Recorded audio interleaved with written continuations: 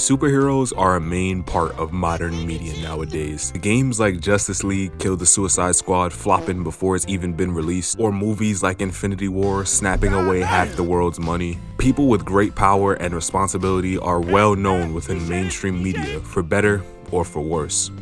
But before there was Insomniac's Spider-Man, there was Cole MacGrath, a true menace to Empire City, one of the most dangerous conduits to walk this earth, a complete goon with the energy of a menace. Shock.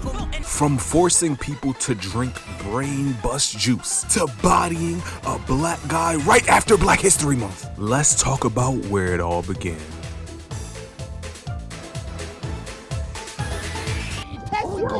And no share. Oh yeah, there is powerful niggardry at work here. Nigga, what's up? Cole was originally just a regular old bike courier, probably the wackest job Sucker Punch could come up with at the moment. Everything was going totally fine until his package began to vibrate.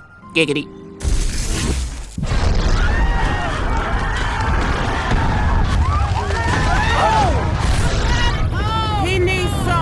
Cole woke up in the dead center of the blast, completely confused to how he could have even survived such a thing. Shocked and scared, he ran to safety as fast as he could, only to see that electricity seemed to attach to him. Every time he ran by something electric, the power would pour out of his body. He soon began to lose control of this overload, passing out on the street after another huge shock. However, as time passed, he would learn to control this power, gaining the ability to put a shock to your system with this newfound aim mechanic. This is where the game finally takes off with the most boring intro of all time into meeting the homie Zeke. Zeke is like that cousin with no job or family that constantly comes over when hungry or when his girl kicks him out. But see, Zeke is funny, so that's all that matters. With Cole finally having a handle on his powers, the two decide that they should try and get one of the supply drops the government is dropping for the city. Zeke's gotta eat.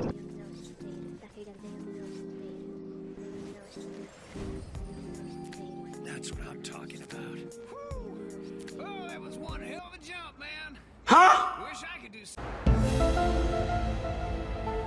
Yeah, that brother's starving. The two make their way to the town center, only to find their care package ended up out of the map's boundaries. Luckily, Cole is part spider monkey, so he helps climb the statue and releases the supply drop. People immediately start flooding the area, happy that they can eat after so much pain and hungry nights, happy that their children can go to sleep with full bellies, knowing that their parents love them. Until Crip Conduit comes off the top rope. Nah, fuck y'all niggas talking about this food property of Crip Condi. Bzoop, bzoop. Y'all should've went up there to get it yourself. Fuck y'all talking about. Bzoop, bzoop. His elegant wordplay shook the civilians, giving them no choice but to evacuate as Zeke vacuumed the food directly into his stomach. However, the Crip Conduit wasn't the only person who wanted a piece of the food. As the the Reapers, pulled up to take the supply drop as well, Cole put them in a casket as fast as he could, feeling as if these people were his natural enemies. Smile. With the food stolen and the people's heart broken, Cole realized that there wasn't enough pain to be spread throughout the city any longer, so he and Zeke made up their mind to escape. Their plan was to leave through the only bridge out of the city that was heavily guarded by military personnel. However, using the crowd of people as a distraction, Cole could slip in unnoticed and clean up the rest of the soldiers. Or at least they thought he could, until they were met with a wall of machine guns firing from all sides, forcing them to retreat. This forced Cole into a quick decision, where he dived through to the other side of the bridge, right where they wanted him. An FBI agent put him on the spot, promising him safe passage from the city if he would work with her to catch the guy who did this to him. Realizing that he could potentially get even more powerful from this, he agrees and heads back into the city to find an FBI agent named John. With FBI protection, Cole realized something. He was untouchable. A Crip Conduit with the feds on his cack? Nah, ain't no way you taking gang down. I could hear Armed and Dangerous playing on full blast as this man ran down the streets, terrorizing anyone who even looked at him wrong. Typical nigga activity. Special Agent Moya had Cole doing all types of stuff, like searching for dead drops on rooftops or helping out random civilians. Like, what type of gang is for the betterment of the community? This eventually led to tracking down one of Moya's lost contacts within the sewers and restarting the power to gain a new ability, the Sio Leech. The most diabolical move that Cole has in his arsenal. A true weapon of menace energy, as he physically and painfully drains the electricity from your body so that he can just get a little refresh. And I use this power wisely. I Sio Leeched every person I possibly could for no reason other than to spread the word of Conduit throughout the land. Continuing through the sewers, however, we found Moya's contact. Finding out that the poor man was in a state of shock, not sure whether his wife was dead or alive, and scared that the people who were chasing him were still coming. See, Conduit needed to get through here, so it didn't really matter if niggas was coming or not. He ain't gonna live long enough to find out. From here, the main gameplay loop was found. The next mission was pretty much the same. Find the sewers, Coddy the Cluds, recharge the power grid, get new powers. This time, getting Granada Bouchlets. Now, I can throw grenades in a game about superpowers. This is a shooting game, isn't it? A couple of side missions later, Cole ends up at his next pit stop, a doo-doo water infected fountain. Apparently everyone who's dumb enough to drink water from this fountain isn't waking up with superpowers. So Trish, Cole's ex, is now trying to nurse them back to health. She's pissed immediately after seeing Cole and cugs out on him for causing the explosion he had nothing to do with. Luckily, she mission fails you if you hit her, so you just have to sit there and listen to the Cole shit. Wait, so you can't hit Trish with lightning or you fail, but you could light Zeke up like a Christmas tree. Checkmate, feminists. Trish tells you the only way to stop the dirty nut water is to turn off the valve literally a couple feet away from them. So why did nobody already do this? Oh no, I don't like that. Oh, that must be why. Oh no. Who is this talking? Some weird lady started talking into Cole's head after he turned the valve, and she was way too horny for Cole. Trish then gives Cole a side quest to turn off all the valves, but psych, nah, that's not finna happen. So he got some random guy off the street to turn it off with the threat of death. He then heads on out to take it down at the source, destroying this giant oil tanker. After that, he heads cack to the clock and jumps into the bed to recharge. Another day, another sewer power. This time finally getting the ability to grind on wires and train tracks. Pretty much the best ability in the game, cause now I can just completely ignore the constant bullets hitting me in the head every 10 seconds. With this brand new Trish level grinding power, Cole was commissioned by Moya to save a train of people caught trying to escape the city. The Bloods, of course, tried to get the one up. But see, I have shock powers, and they have guns, so you know who won.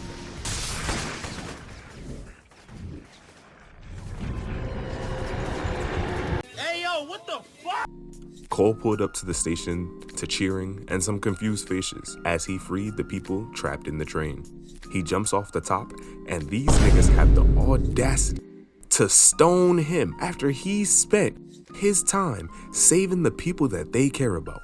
So knowing that he shouldn't take it too hard, Cole left, leaving the people to their families and respecting their decision to shun him. Oh, y'all niggas got me fucked all the way up. Y'all think I'm finna be stoned like we in Saudi Arabia on some shit? Nah, I'm Sid Crip Condi, nigga. You want smoke on my motherfucking chimney? What's good, nigga? Shock. Some more side missions later, we ran back into Trish.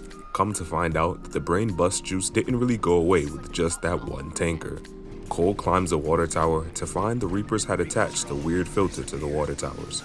So Cole overcharges it and heads out on his way. Moya then tells him that he probably shouldn't overcharge it. If he sends a shock explosion at it, he could completely destroy the tanker, right? Even though it might combust and hit him with some brain bust juice. Notice what she said. It might combust and hit him with some brain bust juice. But the way he did it, he didn't have a visit from the mind control tar fairy. So, no.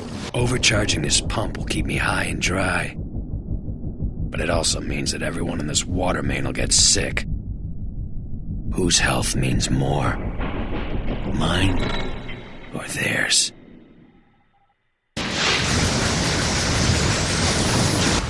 Damn it.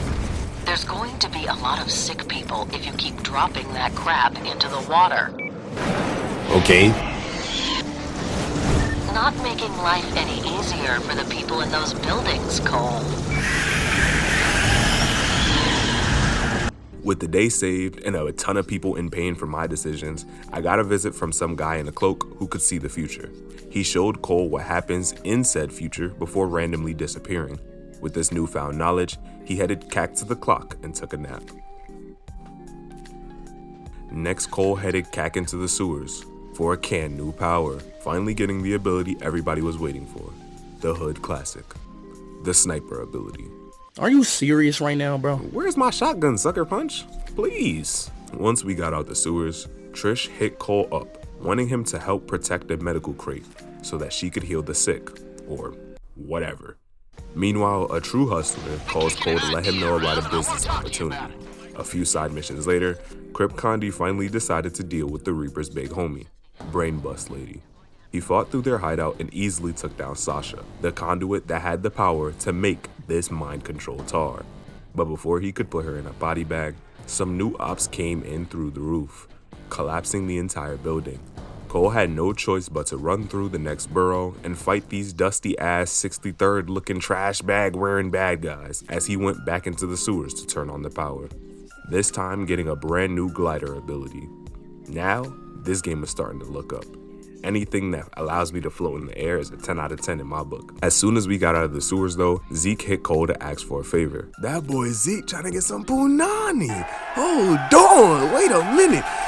Nigga asked Cole if he could track down the girl's hidden brother in hopes that it would get him closer. Hold on, so I had to take that, I had to throw that lob for my boy, doing this annoying ass trailing mission, only for this nigga to fumble the bag. Come Nigga on, gonna call man. back later talk about some, yo, once we sat down and talked, she was telling me about how we just great friends. We had a couple more things to do to help out the new area and some more power to turn on, allowing Cole to finally shoot rockets from his hands, which gotta be the most overpowered shit this game gives you, especially with the evil version, cause each rocket splits into multiple smaller rockets that stick to whatever you hit. It's pretty beautiful, I'm not gonna lie.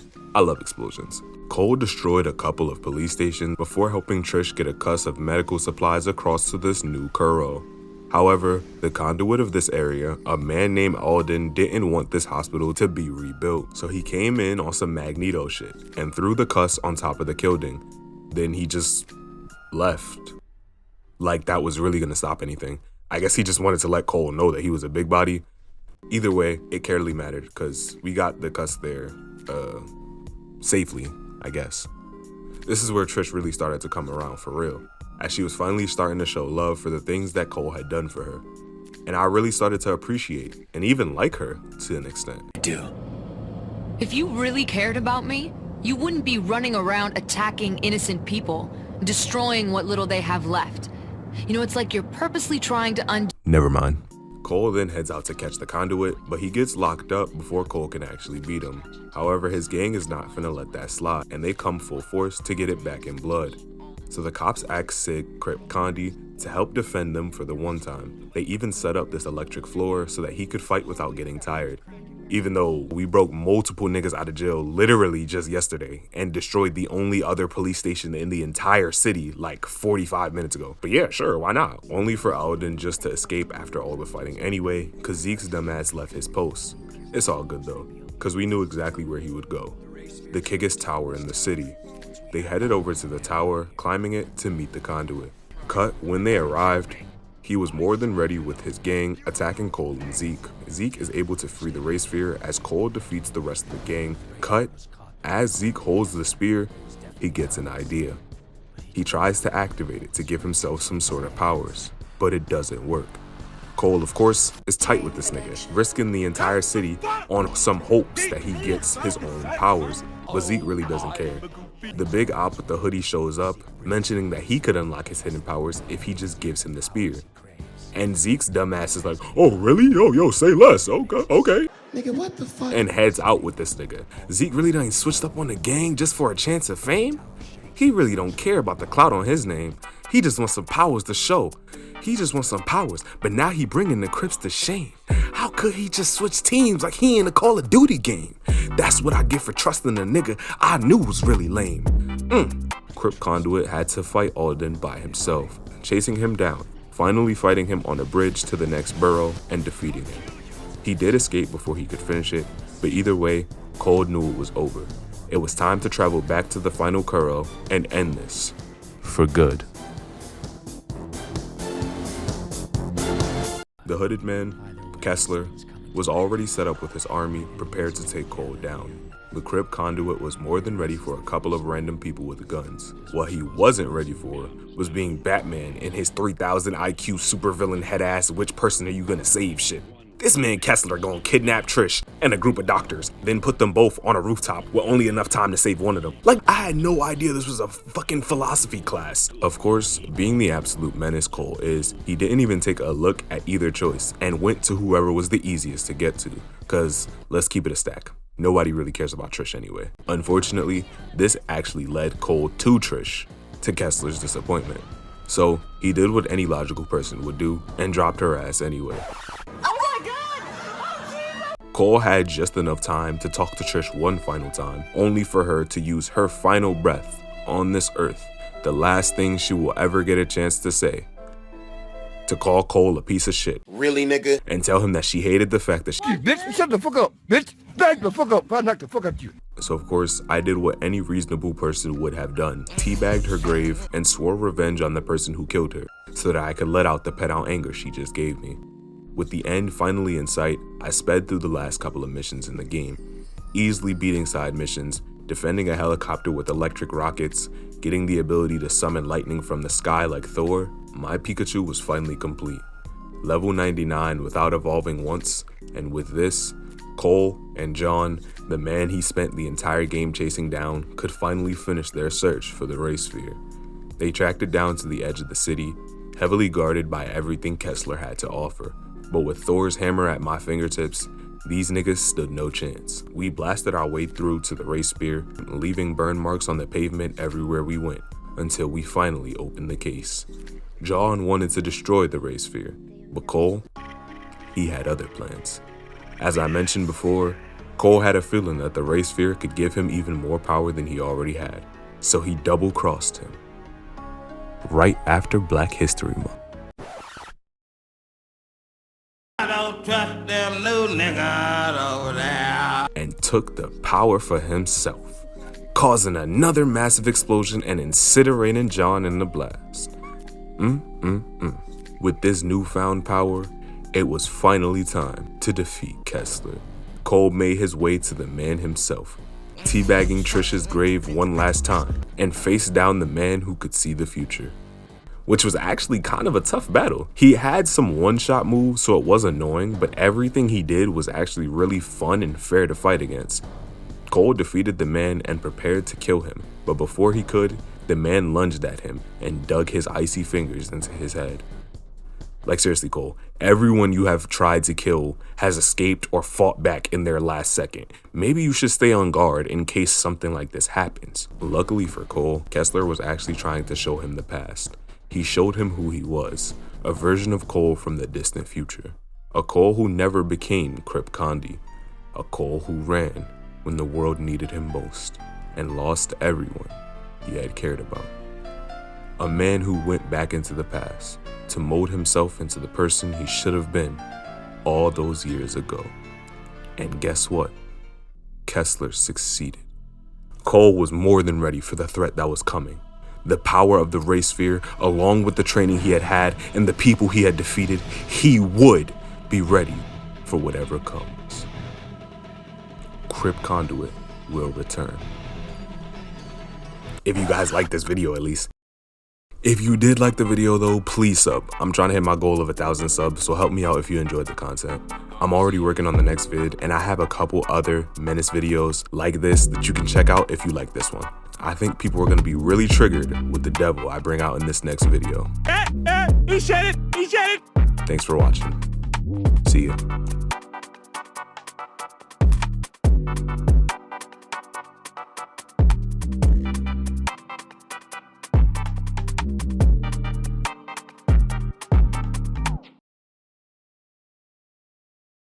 What's up, Crip? Dances.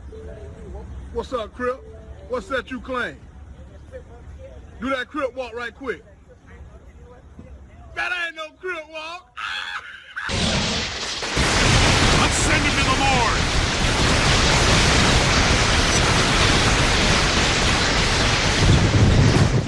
you, bitch. Shut the fuck up.